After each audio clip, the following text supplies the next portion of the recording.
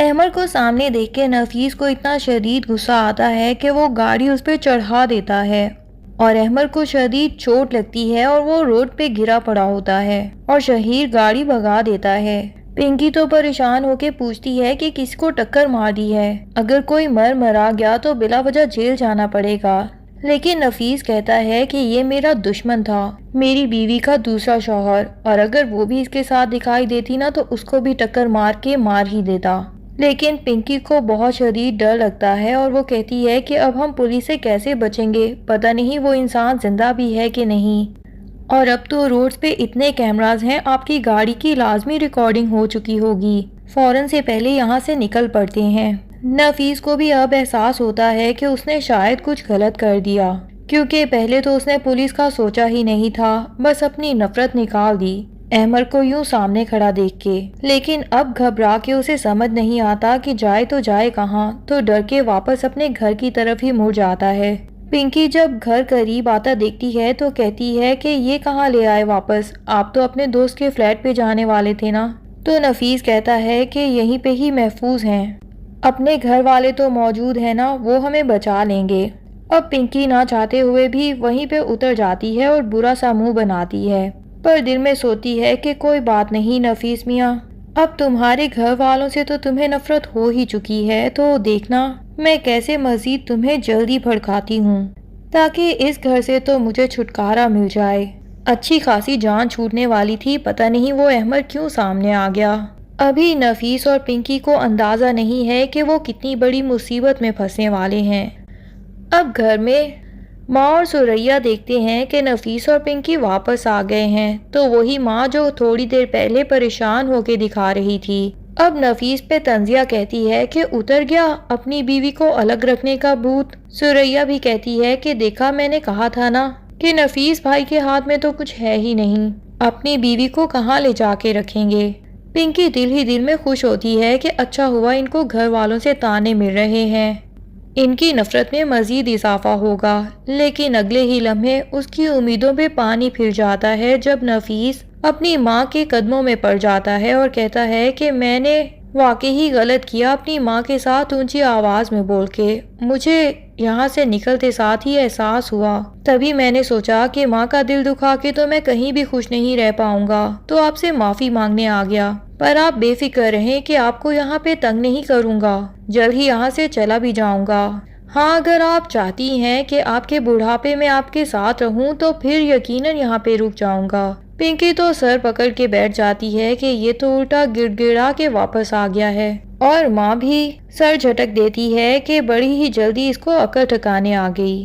دوسری طرف گل احمر کو روڈ پہ پڑا دیکھ کے بہت ہی پریشان ہوتی ہے اور اسے سمجھ نہیں آتا کہ کیا کرے، تو جلدی میں پہلے تو اپنے بھائی کو کال کرتی ہے، لیکن اس کے ذہن پہ تو پہلے سے اپنی بیوی کی باتیں ہوتی ہیں کہ گل یقیناً یہاں سے بھی بہت جلد طلاق لے کے آنے والی ہے، اس لیے وہ تو بہن کی کال ہی اٹینڈ نہیں کرتا۔ تو گل پریشان ہو کے اپنی خالہ یعنی احمر کی ماں کو ہی کال کر دیتی ہے۔ بشرا جب بیٹے کے ایکسیڈنٹ کے بارے میں سنتی ہے تو وہ تو تڑپ اٹھتی ہے اور فوراً ہی بھاگ نکلتی ہے ہاسپٹل کی طرف۔ خالو گل کو دیکھتے ہیں تو وہ تو محبت سے ان کے سر پہ ہاتھ بھی رکھ دیتے ہیں اور اس کے بیٹے کو بھی پیار دیتے ہیں، لیکن خالہ تو بہت ہی سڑیل ہوتی ہیں، وہ تو گل کو کوئی دعا یا سلام بھی نہیں دیتی، سیدھا اپنے بیٹے کو دیکھتی ہیں کہ وہ ICU میں ہے، تو باہر نکل کے الٹا گل کے اوپر طنزیہ کہتی ہیں کہ میرا بیٹا ہسپتال کے کمرے میں زندگی اور موت سے لڑ رہا ہے اور تم ہو کہ یہاں پہ بھی میک اپ کر کے پہنچ گئی ہو۔ اب بیچاری گل جو کہ بالکل سفید رنگ کے کپڑوں میں ہوتی ہے اور میک اپ بھی کوئی نہیں کیا ہوتا، اسے تو سمجھ ہی نہیں آتا کہ خالہ کو کس بات کا مجھ پہ غصہ ہے، لیکن خالو اس کو تسلی دیتے ہیں اور اس کے بیٹے کو بھی اٹھا لیتے ہیں۔ اب تو فہمیدہ کو مزید غصہ آتا ہے اور وہ خالو سے کہتی ہیں کہ پتہ نہیں کس کی اولاد ہے جس کو آپ گود میں اٹھا کے کھڑے ہیں، آپ کا کیا لگتا ہے آخر؟ صدیق صاحب کہتے ہیں کہ بھئی بچے سے تمہاری کیا دشمنی ہے، یہ تو ایک معصوم فرشتہ ہے، اور گل سے تو تمہیں اتنی محبت ہوا کرتی تھی، اس کے بچے کو گود میں نہیں اٹھا سکتے کیا؟ اتنے میں ہی ڈاکٹر آ کے بتاتے ہیں کہ آپ کے مریض کو ہوش آ چکا ہے، اور گل کون ہے، اسی کا نام آپ کے مریض بے ہوشی کی حالت میں لے رہے ہیں۔ تو گل فوراً سے کمرے کے اندر چلی جاتی ہے، ماں باپ بھی پیچھے پیچھے چلے جاتے ہیں۔ یہاں احمر گل کا ہاتھ تھام لیتا ہے اور اس کے روتے ہوئے آنسو پہنچ کے کہتا ہے کہ بے فکر رہو، میں زندہ ہوں اور ساری زندگی تمہارا ساتھ نبھاتا رہوں گا۔ ماں تو یہ بات سنتی ہے تو پریشان ہو جاتی ہے، لیکن شاید بیٹے کو ایسی حالت میں ہاسپٹل میں دیکھ کے اس کا بھی دل کچھ نہ کچھ نرم پڑ ہی جائے گا اور کہیں نہ کہیں خود کو منا لے گی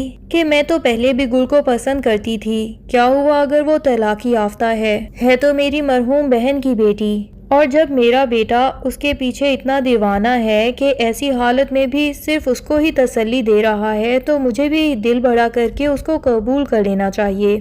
انہیں اگر گل بالکل پسند نہیں تھی تو صرف اور صرف نوشی کی وجہ سے، لیکن اب تو وہ یہ بھی سوچ چکی ہیں کہ نوشی کی شادی کوئی اچھا لڑکا ڈھونڈ کے اسے کروا دیں گی اور اسے ڈھیروں ڈھیر جہیز بھی دیں گی تاکہ اسے یہ محسوس ہی نہ ہو کہ اسے بیٹی کی طرح نہیں رکھا۔ اور فی الحال چاہے وہ سخت ہے لیکن دل کی وہ بہت ہی نرم ہے کہ نوشی کو غیر ہونے کے باوجود انہوں نے بیٹی بنا کے رکھا تھا، تو پھر اپنے بیٹے کی چوائس کو بھی بالآخر مان ہی جائیں گی کیونکہ وہ تو ان کی بہن کی بیٹی ہے۔ دوسری طرف خالو پولیس میں کمپلینٹ کرنے جاتے ہیں کہ ان کے بیٹے کو آخر کس گاڑی نے ٹکر ماری، تو گل بتاتی ہے کہ گاڑی کا نمبر بھی میں نے نوٹ کر لیا تھا، اور پھر پولیس کو وہ نمبر بتا دیتی ہے اور پولیس وہ گاڑی ڈھونڈتے ڈھونڈتے نفیس کے گھر پہ پہنچ ہی جاتے ہیں چھاپا مارنے۔ نفیس اپنی ماں کے ساتھ بیٹھا باتیں کر رہا ہوتا ہے۔ دوسری طرف سوریا جو کہ یہ سوچ کے آئی تھی کہ ماں کے گھر جاؤں گی اور دونوں بھابھیوں کو سیٹ کر کے وہاں سے نکال باہر پھینکوں گی، وہ جب کچن میں گھستی ہے تو پنکی وہاں پہ پہلے سے اپنا ناشتہ بنا رہی ہوتی ہے۔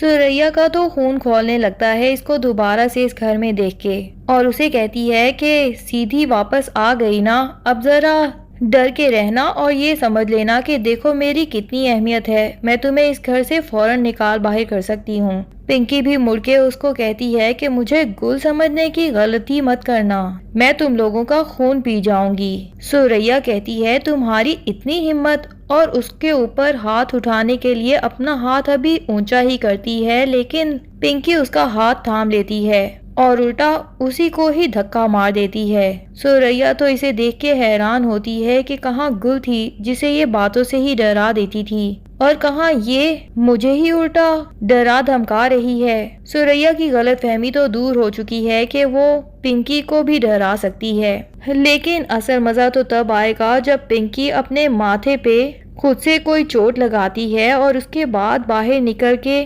نفیس کے سامنے بھی مظلوم بن جاتی ہے اور الٹا سوریا پہ ہی الزام لگا دیتی ہے کہ ایسی حالت میں اس نے مجھے دھکا دے کے گرانے کی کوشش کی تاکہ ہمارا بچہ اس دنیا میں آنے سے پہلے ہی خدا کو پیارا ہو جائے۔ نفیس کو تو بہت شدید غصہ آتا ہے اور وہ فوراً سے اٹھ کے سوریا کے منہ پہ ایک چانٹا رسید کر دیتا ہے۔ ابھی ماں اسے روک ہی رہی ہوتی ہے کہ پیچھے سے پولیس انٹر ہوتی ہے اور نفیس کو ہتھ کڑیوں میں پکڑ کے لے جاتے ہیں کہ آپ کے بیٹے کے اوپر الزام ہے کہ اس نے کسی کو مرڈر کرنے کی کوشش کی اور گاڑی سے ٹکر مار کے وہاں سے بھاگ نکلا۔ پولیس نفیس کو پکڑ کے لے جاتی ہے اور ماں پیچھے پریشان ہوتی ہے اور رئیس کے پاس پہنچ جاتی ہیں پریشانی میں اور اسے ساری صورتحال سے آگاہ کریں گی۔ نفیس کو جتنے دن جیل میں رہنا پڑے گا اسے اپنی اس نفرت کا تو اچھے سے ہی سبق مل جائے گا، ساتھ میں یہ بھی سمجھ آ جائے گی کہ گل جیسی بیوی قسمت سے اس کے ہاتھ آ گئی تھی، اور شاید اسے احمد پہ غصہ بھی اسی بات کا ہے کہ وہ گل کو کسی اور کے ساتھ دیکھ نہیں پایا۔ اب کیا نفیس باہر آ کے گل اور احمد سے معافی مانگتا ہے یا نہیں، یہ سب جاننے کے لیے ڈرامے کی اگلی ایپیسوڈز کا انتظار کیجیے۔ تب تک کے لیے اللہ حافظ۔ ویڈیو پسند آئے تو لائک اینڈ کمنٹ ضرور کر دیں اور چینل کو سبسکرائب کرنا نہ بھولیے۔ Thank you.